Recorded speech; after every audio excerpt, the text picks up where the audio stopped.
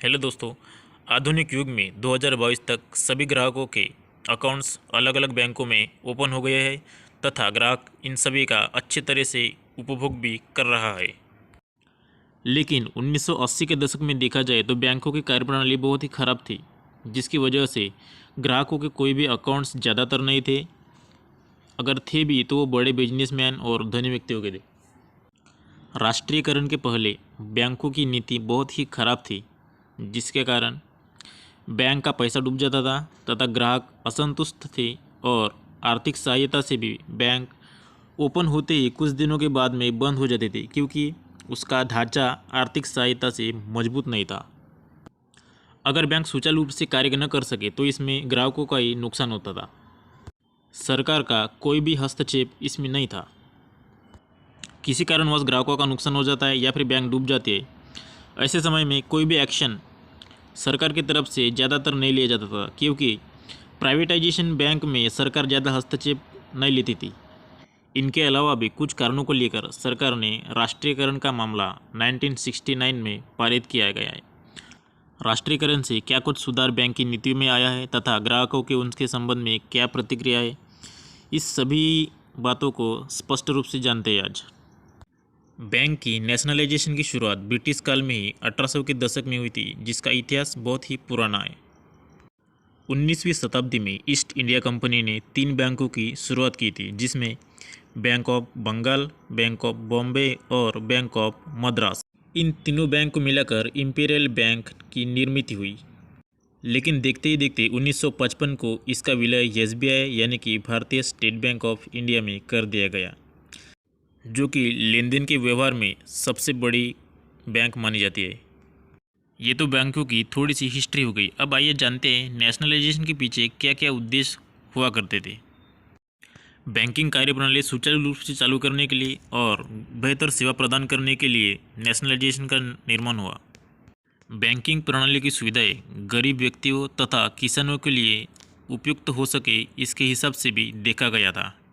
मध्यम वर्गीय किसान एवं गरीब बड़े धनी व्यक्तियों के चक्कर में ना पड़े तथा बेहतर ढंग से अपना विकास कर सके, इसके हिसाब से भी नेशनलाइजेशन की बहुत भूमिका रही है।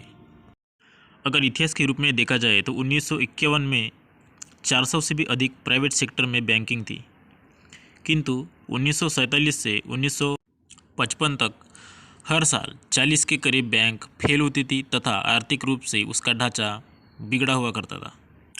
ग्राहकों की असंतुष्टता और बैंकिंग प्रणाली सही से काम न करने की वजह से एवं कुछ बड़े कारणों की वजह से कांग्रेस काल में श्री इंदिरा गांधी ने 1967 में यह नेशनलाइजेशन का मामला दर्ज किया था, जिसमें मोरारजी देसाई, जो कि उस वक्त की तत्काल वित्त मंत्री थे, दोनों के पक्ष में यह कंसीडर किया गया और नेशनलाइजेशन का मामला और इसका बिल पारित होते हुए देश की आर्थिक स्थिति में भी सुधार होते गया।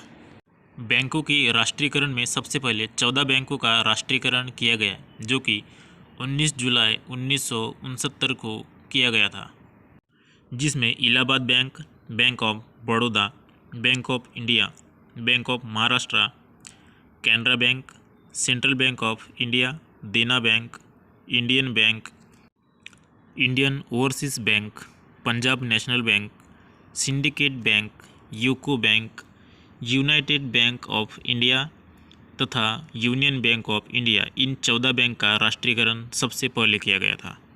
राष्ट्रीयकरण से पहले बैंकों की अपनी खुद की स्वातंत्रिक नीतियाँ और पॉलिसी होती थी। इन बैंकों का उपयोग धनी व्यक्ति तथा बड़े श्रीमंत व्यक्ति ही कर सकते थे। देश के दलित व्यक्ति, मध्यम वर्गीय एवं गरीब किसान बैंकों की कार्यप्रणाली का अधिकतर उपयोग नहीं किया करते थे तथा उनको ये पता भी नहीं होता था कि बैंक कैसे सुचारू ढंग से कार्य करती है। सिर्फ गिने चुने व्यक्ति ही इसका उपयोग लेते थे, जैसे बड़े बिजनेसमैन हो गए और जिनकी पहुंच ज़्यादा बड़ी हो।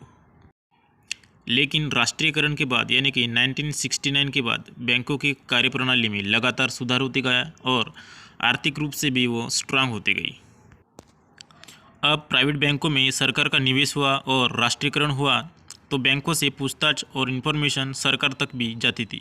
इसलिए बैंकों की सूची एक बेहतर ढंग से काम करने की प्रणाली का निर्माण हुआ था। राष्ट्रीयकरण के बाद ग्राहकों को अपनी पूंजी का बेहतर उपयोग करना था तथा नुकसान होने पर उन्हें किसी भी तरह का डर नहीं था, जैसे राष्ट्रीयकरण के पहले था। अब बैंकिंग से पूछताछ करने के लिए भारत सरकार भी जिम्मेदार होगी। इस नीति को ध्यान में रखते हुए ग्राहकों का विश्वास बैंकों के प्रति बढ़ता गया और नेशनलाइजेशन में बहुत ज़्यादा सुधार हो गया। अपने मेहनत की कमाई हुई पूंजी बैंक के पास सेफ है। किसी भी तरह का डर ग्राहकों के अंदर नहीं रहा। मदद के समय ग्राहक बैंकों के पास जाए तो बैंक भी उनकी मदद करेगी तथा सुचारू रूप से बैंक कार्य करेगी और निरंतरता के साथ देश की प्रगति में हाथ बटा सकेगी। अब बैंकों की राष्ट्रीयकरण के बाद बैंकों का आर्थिक ढांचा भी सुधार होते गया तथा ग्रोथ हमेशा बढ़ती हुई नजर आ रही थी।